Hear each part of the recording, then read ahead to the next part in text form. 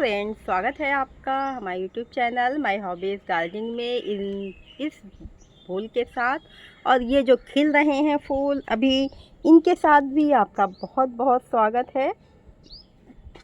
कैसे हैं आप लोग? आई होप आप सभी अच्छे होंगे, स्वस्थ होंगे, मस्त होंगे और गार्डनिंग में व्यस्त होंगे।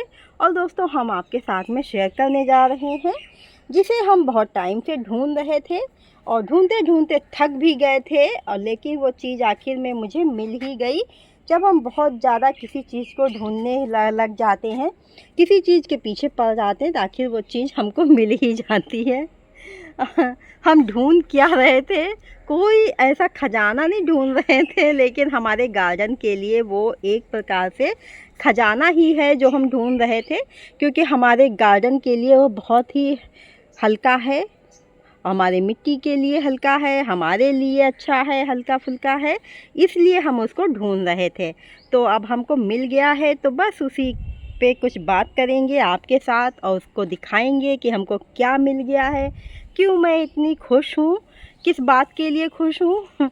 वही आपके साथ में हम शेयर करने जा रहे हैं। तो दोस्तों, अगर अच्छा लगे तो लाइक शेयर सब्सक्राइब ज़रूर कर लीजिएगा।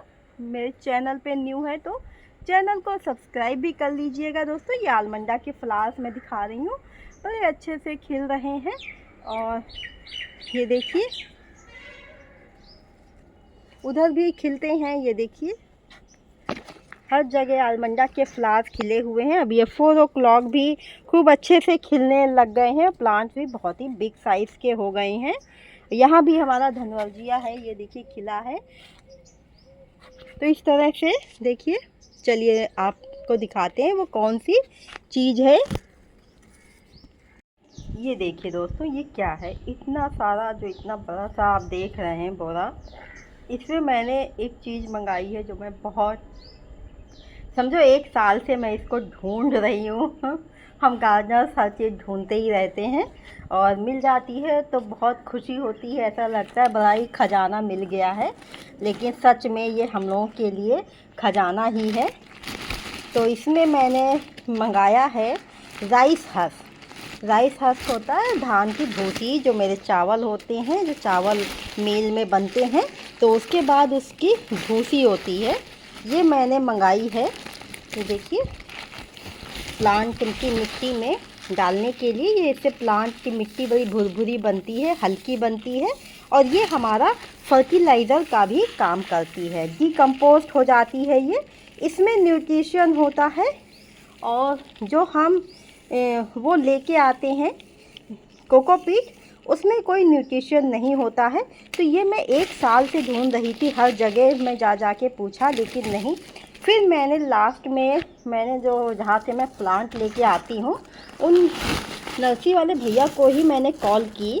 मैंने पूछा, एक बात बताइए भैया, हमें ये राइस हस्क कहाँ पे मिलेगा, मुझे चाहिए।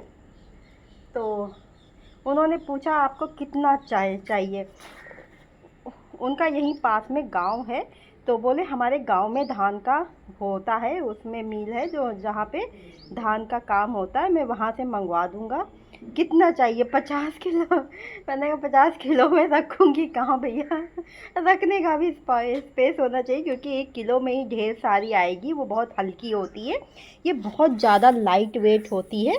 तो दोस्तों, 1 किलो में ही बहुत सारी आ जाती है कि आपके 4-5 पॉट में ये आराम से 1 किलो हो जाएगी।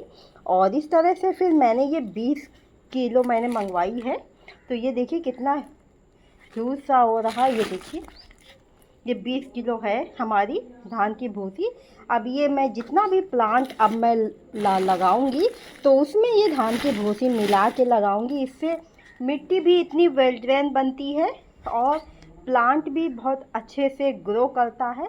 और इसमें ये हमारे रोज़ प्लांट बहुत ही अच्छे से ग्रो करते हैं। तो ये जो विंटर के मेरे रोज़ प्लांट हैं, इंग्लिश रोज़, इनको सबको मैं दोबारा से इस साल रिपोर्ट करूँगी, और उसमें ये धान की भूसी ही मैं डाल के उनको मैं रिपोर्ट करूँगी, जिससे वो बहुत अच्छे से ग्रो होंगे।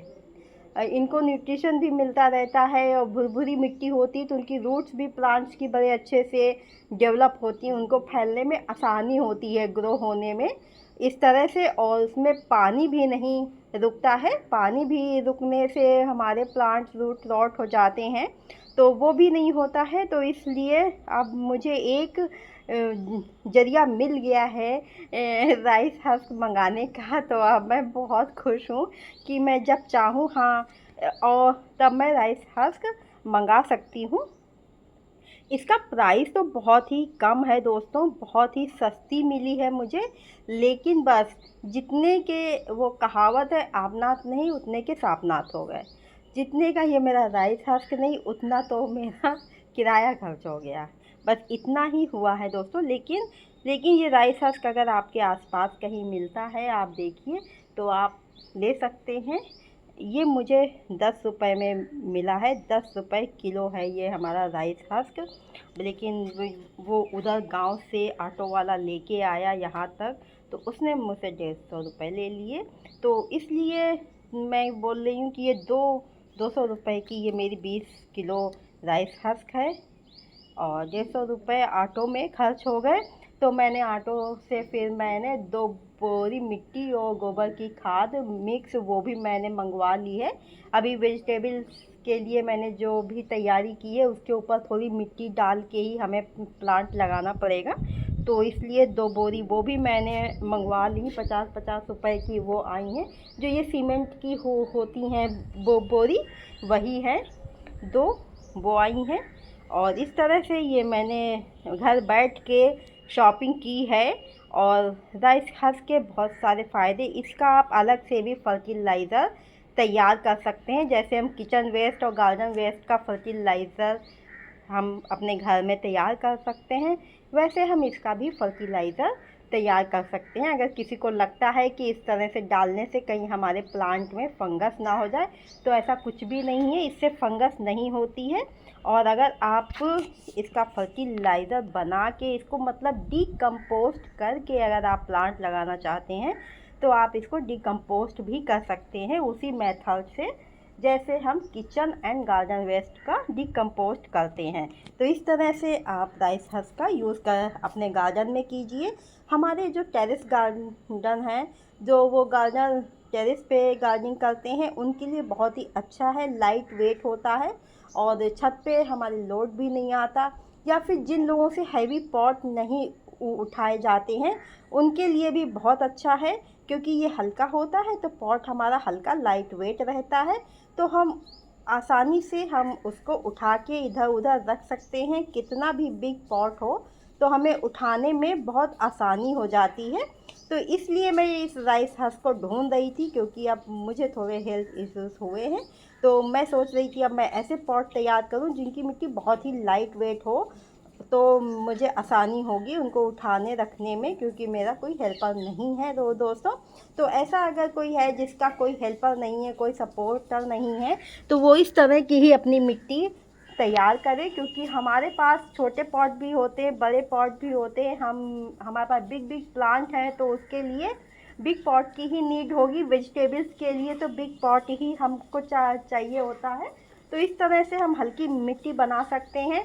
और हल्की मिट्टी, हाँ, जिस तरह से हम आप लोगों को दिखाते रहते हैं कि हम नीचे गार्डन वेस्ट डाल देते हैं, किचन वेस्ट डाल देते हैं, उससे भी हमारा पॉट लाइट वेट ही तैयार होता है। उससे भी बड़ा ही अच्छा पॉट होता है कि उठाने रखने में हमें कोई दिक्कत नहीं होती। हम एक हाथ से भी उस पॉट को हम उठा सकते हैं।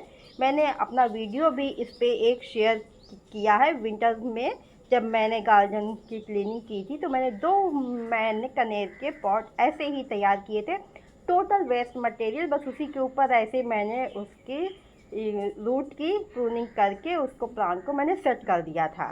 तो इस तरह से आप लोग भी कर सकते हैं दोस्तों। उम्मीद करती हूँ अच्छा लगा होगा, इन्फॉर्मेटिव हुआ हो आपके लिए, कुछ भी अच्छी लगी हो जानकारी।